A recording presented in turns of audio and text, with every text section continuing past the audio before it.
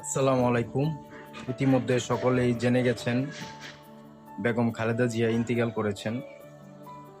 ইন্না লিল্লাহি ওয়া ইন্না ইলাইহি রাজিউন। আমরা ওনার আত্মার মাগফিরাত কামনা করছি। উনি সাবেক 3বারের প্রধানমন্ত্রী ছিলেন বাংলাদেশে এবং অত্যন্ত ভালো মানুষ ছিলেন।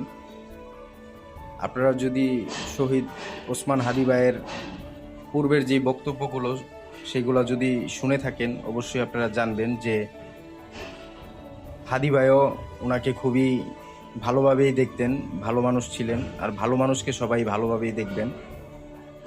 তো আপনারা সবাই বেগম খালেদা জিয়ার জন্য দোয়া করবেন।